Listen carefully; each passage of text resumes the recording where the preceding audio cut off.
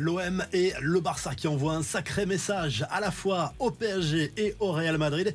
Une ambiance électrique dans le vestiaire du club merengue avec indirectement Kylian Mbappé dans l'histoire et une folle rumeur concernant Zinedine Zidane. Abonne-toi, le journal du foot, ça commence maintenant.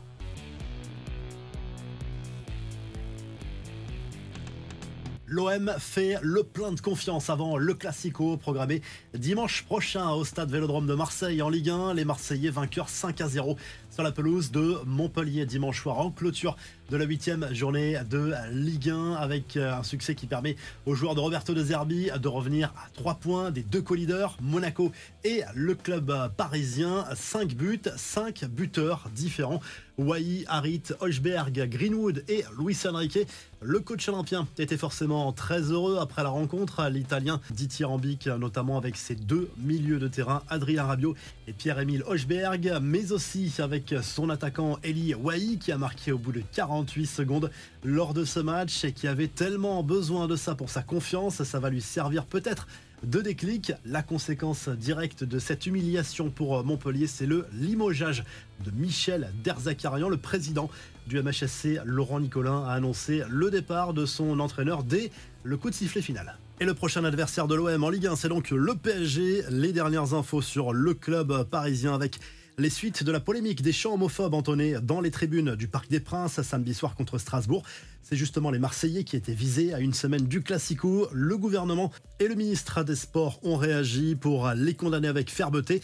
La commission de discipline de la Ligue de foot pro s'est saisie du dossier. Il y aura des sanctions, au minimum une amende. Avant le choc contre les Marseillais, le PSG doit se concentrer sur la Ligue des Champions avec la réception du PSV Eindhoven mardi soir au Parc des Princes. Il faudra se reprendre après la défaite contre Arsenal. Le club néerlandais qui n'enverra pas ses supporters dans la capitale française pour des raisons de sécurité, même si leurs supporters avaient finalement obtenu l'autorisation de se déplacer jusqu'en France.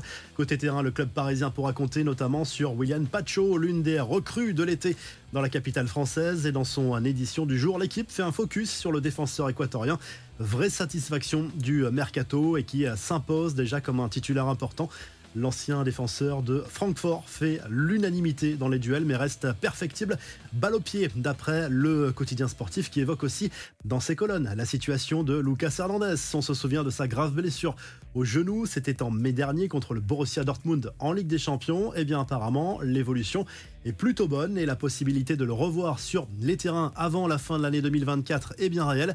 Après un passage à Doha, l'international français peaufine maintenant sa reprise à Paris, reprise des entraînements individuels mi-novembre. Et puis le Parisien se penche sur le nouveau statut de Vitinha au PSG. Le Portugais est clairement devenu un cadre de Luis Enrique après une première saison qui avait été difficile en 2022-2023.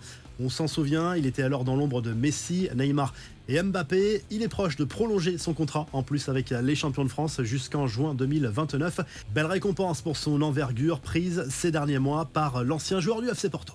Direction l'Espagne pour faire un point sur l'actu du Barça à présent et le club Blaugrana qui s'est offert un festival dimanche face au FC Séville. Un succès 5-1 pour les joueurs d'Hansi Flick à l'occasion de la 10e journée de Liga, ce qui réjouit les journaux catalans à l'image de Sport avec Robert Lewandowski et Lamine Yamal en une. Le buteur polonais a signé un doublé. Au classement, ça donne 27 points récoltés sur 30 possibles en championnat avec une première place à la clé avec 3 longueurs d'avance toujours sur le Real Madrid. Mais la soirée a surtout été marquée par le retour à la compétition de Gavi près d'un an après sa grave blessure au genou. Le milieu de terrain Blaugrana a été ovationné par le public lors de son entrée en jeu en fin de match à la place de Pedri.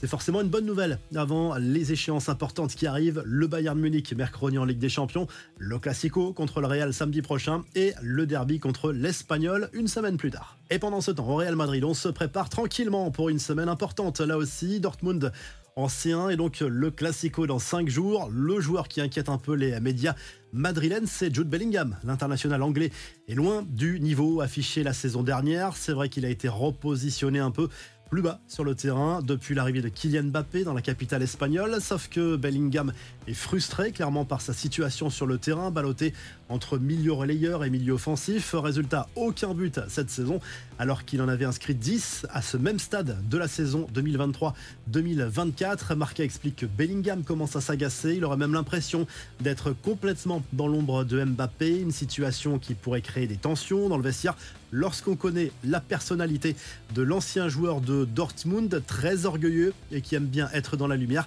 En revanche, la bonne nouvelle, c'est que Vinicius Junior commence à retrouver son meilleur niveau.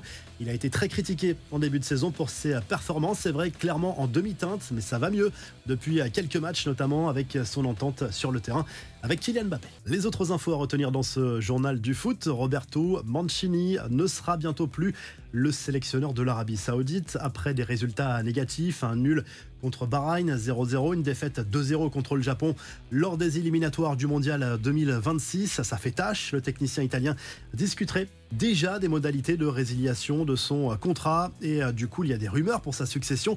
D'après le Corriere della Sera et Calcio Mercato, la fédération saoudienne rêve de Zinedine Zidane. Il y aura une proposition en or, c'est sûr, mais on voit mal le technicien français s'engager dans un tel défi.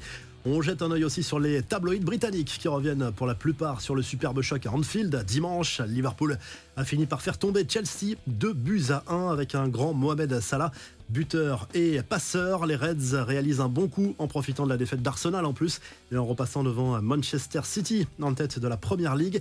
Et du côté de l'Italie, l'Inter Milan a réalisé une belle opération aussi en allant s'imposer 1-0 au Stadio Olimpico face à la AS Roma. C'est Lautaro Martinez qui a marqué l'unique but du match et que l'on retrouve d'ailleurs à la une de la Gazzetta dello Sport. Et au classement, Naples est en tête de la Serie A avec 2 points de plus que les Nerazzurri. La Juve est 3e devant l'AC Milan et la Fiorentina. On se quitte avec les images très spectaculaires de l'accident de Boniface, le joueur du Bayern Leverkusen, qui retrouvera justement en Ligue des Champions le Stade Brestois ce mardi. Il est passé tout près d'un drame, mais heureusement il s'en sort très bien sur ce coup-ci. N'oublie pas de t'abonner, on se retrouve très rapidement pour un nouveau journal du foot.